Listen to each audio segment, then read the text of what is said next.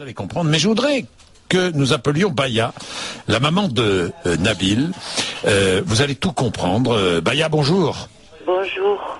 Baya, vous êtes avec nous ce matin. Votre fils Nabil allait fêter ses 20 ans le mois prochain. Oui.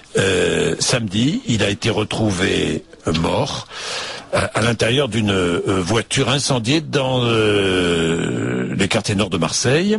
Oui. Vous habitez avec Nabil Cité Fontvert, dans le 14e arrondissement, c'est bien cela, hein? Oui, c'est cela. Nabil a été tué par balle. Vous voulez intervenir. Il a été tué par balle, il a été aussi brûlé. Oui, il a été brûlé. Il a été carbonisé. Pas comme ils ont dit dans la Provence, retrouvé dans la malle, c'est pas vrai. Il n'a pas été retrouvé dans la malle, il a été retrouvé côté passager. Mais... Donc je pense que mon fils quand même connaissait la personne qui l'a fait monter dans cette voiture. Qu'il a fait monter dans cette voiture. Oui, parce que Bien. mon fils quand même il va pas partir avec un étranger. Et pour monter et s'asseoir côté passager, c'est que il devait être confiant. Oui. Est-ce que vous saviez, je vais être très direct, Oui, allez. Baya, est-ce que vous saviez que Nabil était embarqué dans le trafic de stupéfiants? Non, mon fils n'était pas embarqué dans le trafic de stupéfiants. Vous pouvez aller vécher où vous voulez. Mon fils n'avait pas de casier judiciaire. Je ne dis pas que mon fils n'a pas dû vendre 2 ou 3 barrettes à un moment de sa vie. Là, Vous le saviez? Vous le saviez? Le jour où je l'ai su que mon fils vendait 2 ou 3 barrettes, mes voisins m'ont dit, j'ai vu ton fils en bas dans la cité. Je suis descendue avec un bâton. Je me suis mis devant l'immeuble. J'ai attendu que les pseudo-clients arrivent. Et quand les pseudo-clients sont arrivés, je leur ai dit que mon fils ne leur vendrait pas de shit ce jour-là. Ça remonte à 5 ans à peu près. Et je les ai fait partir comme ça, tellement que j'ai même appelé la police. 5 ans, il avait 14 ans alors? Oui. Je me suis même plaint à la police. Et après, comme j'étais divorcée de son papa, j'ai appelé son papa, j'ai dit à son papa, et on a fait un travail sur mon fils. On l'a toujours gardé avec nous, on a essayé de le protéger. D'ailleurs, monsieur, si vous me permettez, j'ai même pris l'initiative, moi, d'aller à un juge des enfants et de lui dire que mon fils était en danger, étant donné que j'étais une maman qui élevait seule mon enfant, et après les enfants qui sont élevés par des mamans seules, ils sont influençables dans la rue. Très, très, très influençables. Mais après, j'ai pu récupérer mon fils. Avec son père, on a pu le récupérer. C'est pour ça que quand on me dit « mon fils fait partie d'un trafic de stupéfiants », non, monsieur. Mon fils ne faisait pas partie d'un trafic de stupéfiants. Mais alors, comment se fait-il qu'il se soit retrouvé dans cette situation? Je voudrais bien le savoir. Je voudrais bien le savoir.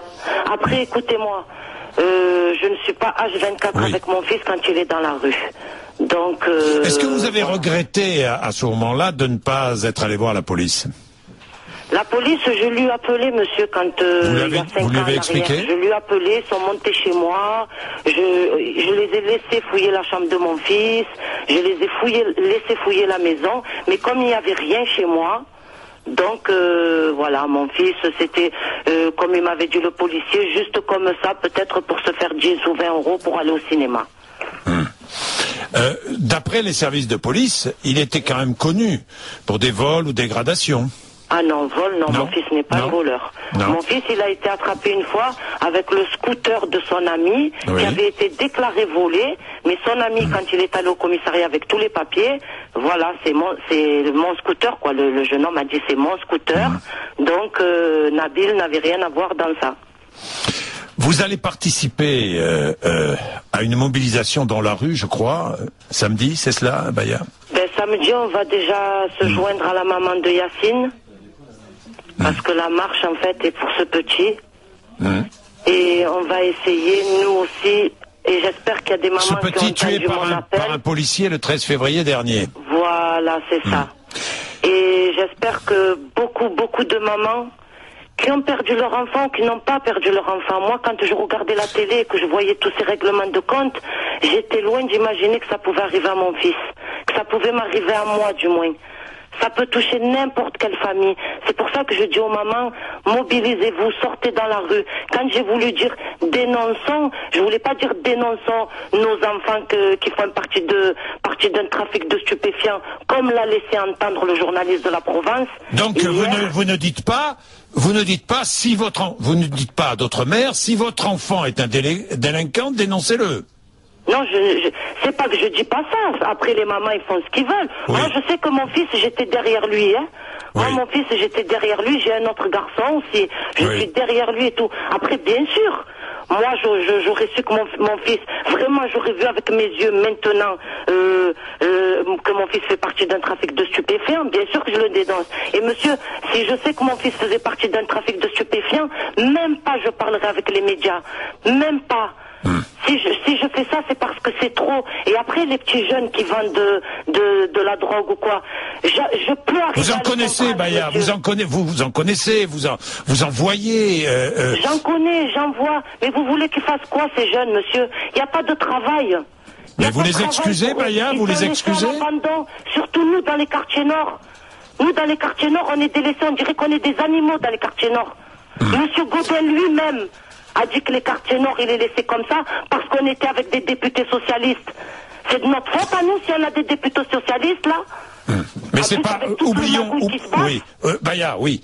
Mais oublions la politique un instant. Oui, je le dis, la politique. Ces jeunes, tous ces jeunes...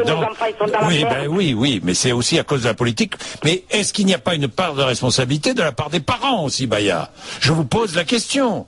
Peut-être qu'il y a une part de responsabilité, mais est-ce qu'aujourd'hui, il y a des parents qui sont débordés? On fait tout notre possible pour éduquer nos enfants. Oui.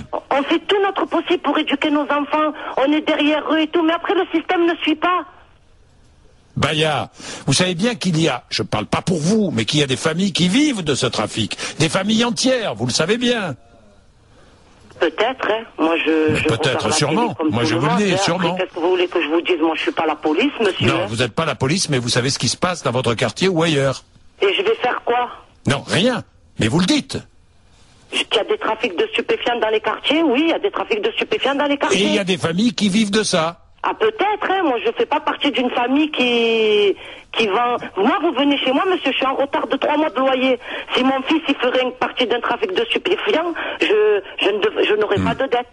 Je dois des dettes aux alimentations, je dois de l'argent aux alimentations qui sont à côté de chez moi. Et regardez, j'ai pas honte, je le dis devant toute la France entière. Mais... Donc si mon fils faisait partie d'un trafic de stupéfiants, je pense qu'il ne laisserait pas sa mère dans la merde et qu'il ne laisserait pas sa mère avec 4 mois de loyer en retard. Mais Baya, quel est le sens, vous les maires de ces quartiers, quel est le sens de votre manifestation au-delà du témoignage concernant Yacine? Quel est le sens aujourd'hui de votre colère de maire? Qu'est-ce que vous demandez? On demande qu'il faut arrêter cette violence. Mais comment on arrête cette violence? Il n'y a pas que l'État. Monsieur Emmanuel Valls, il a fait venir 50 ou 60 millions de camions de police. Ils font quoi? Ils se mettent dans les ronds-points, ils arrêtent les voitures, ils leur enlèvent 4 points, ils leur mettent 90 € d'amende. Alors on fait quoi? Alors on fait quoi, Baya? Qu'est-ce que vous demandez? Plus de contrôle, pas comme ça, pas des contrôles pour essayer de comprendre pourquoi telle et telle personne a ce train de vie et pourquoi telle et telle personne a cet autre train de vie. Il y a des trains de vie hors du commun dans vos cités? Oh, et avec tous les meurtres qu'il y a eu à Marseille, là, ils n'ont pas attrapé un coupable pour que ce coupable, au moins, il leur dit pourquoi il y a tout ça, ou pourquoi ceci, ou pourquoi cela. Ou qui c'est qui fait partie de tel Donc tel vous-même, vous demandez dans vos quartiers plus de policiers, plus de contrôles, plus d'arrestations. C'est ce que vous demandez? On demande ça, mais vraiment des trucs comme ça. Pas ils viennent, ils font les oraux et ils arrêtent personne, de toute façon. Il n'y a même pas quelques mois en arrière, ça a fait la première page de tous les médias, les ripoux. Baya, ça veut dire que même les policiers, ils profitent du trafic de stupéfiants. Attendez, je vous garde encore 2-3 minutes, Baya. Je vais prendre d'abord Chérif, qui est dans le Rhône. Bonjour Chérif. Oui, bonjour Monsieur Bourdin. Vous écoutez Baya avec nous. Qu'avez-vous envie de dire, Chérif? Tout d'abord, je tenais à lui présenter mes condoléances pour son fils. Merci.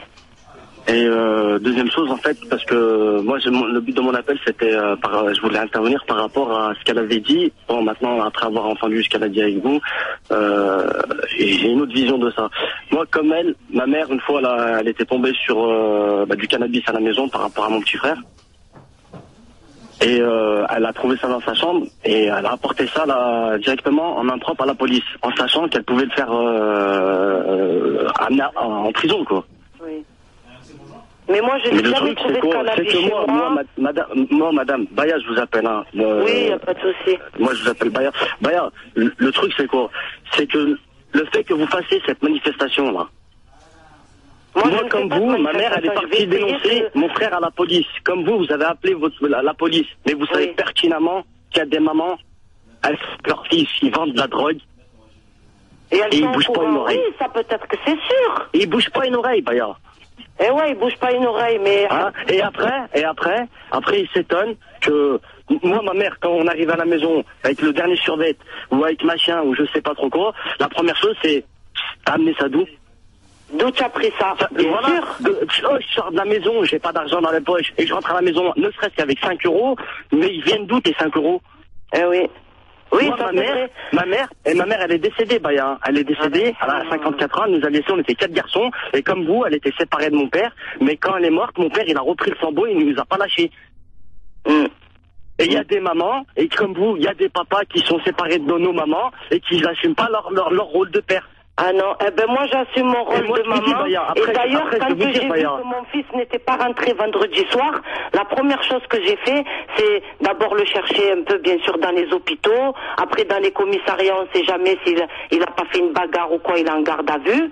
Et après, la chose que j'ai fait, c'est partir à la police et dire, mon fils, il n'est pas venu. Et moi, si je peux me permettre, mais je vous juge absolument pas. Je vous juge absolument pas, hein, ce que je vais vous dire. Oui. Tout à l'heure, dans les infos, moi j'ai entendu quoi que votre fils, il a tourné dans un clip de rap. Et que vous avez tourné auprès de lui dans ce clip de rap. Pourquoi j'ai fait ça? Parce que ça commençait à avoir les massacres de la Kalash. Moi, le rap, je l'écoute, le rap. Je l'ai écouté, le rap, passé un temps. Mais toute la violence qu'il véhicule, hein, et toutes les mauvaises choses qu'ils véhiculent à travers leurs chansons, moi je comprends pas qu'une maman, elle puisse tourner dans un clip de rap avec son fils. Je les ai pas écouté les paroles de la musique, hein. Je les connais pas. Mais écoutez-les, parce qu'elles sont... Alors, Baya, j'ai dit oui. Baya, ce qui est étrange quand même, c'est que dans ce clip de rap, le rôle tenu par Nabil, c'était le rôle d'un jeune homme qui, dans un trafic de drogue, se retrouve dans une voiture incendiée, tué par balle. C'est exactement ce qui est arrivé à votre fils. Non, il se trouvait pas dans une voiture incendiée, tué par balle. C'était dehors dans le clip et dans la campagne ou je sais pas où. Pourquoi vous faites des trucs comme ça? Je vous dis ça, Baya. Je vous dis ça. Demande-moi pourquoi je perds mon temps à parler avec les médias. Moi, je veux bien. Vous ne perdez pas votre temps. Je veux bien me laisser interroger et tout. Mais là, vous passez d'un clip. Oui, le monsieur Kali. Vous l'avez. Faut pas le prendre pour vous. Écoute, je vous absolument pas. Monsieur, je me sens pas du tout visé parce que moi, ma fille, je n'osais pas parler d'un trafic. Il y a des parents, oui, mon fils, il est méchant pertinemment. Oui, monsieur Khalif, il est venu lui demander est-ce que tu peux tourner le clip et tout. Il cherchait une maman, il cherchait une maison. J'ai dit, ben pourquoi pas. Oui, si ça peut dénoncer, si ça peut faire arriver quelque chose, qu'on en a marre de ces kalachnikovs là, eh ben oui, je le fais. Malheureusement, ça s'est produit pour moi après pour de vrai. Oui.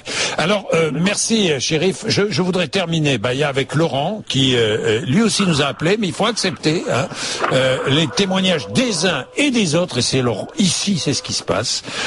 Bonjour Laurent. Bonjour Jean-Jacques, bonjour Baya. Qu'est-ce que vous voulez dire, Laurent? Eh ben écoutez, j'en ai un petit peu marre de tous ces trucs. Alors c'est malheureux, votre fils est décédé, mais bon, vous m'excuserez, je suis brut de brut. Il n'y a pas de fumée sans feu. Vous dites, bon, il n'y a pas... À chaque fois, c'est les mêmes excuses. Il ne trempait pas dans ci, il ne trempait pas dans ça.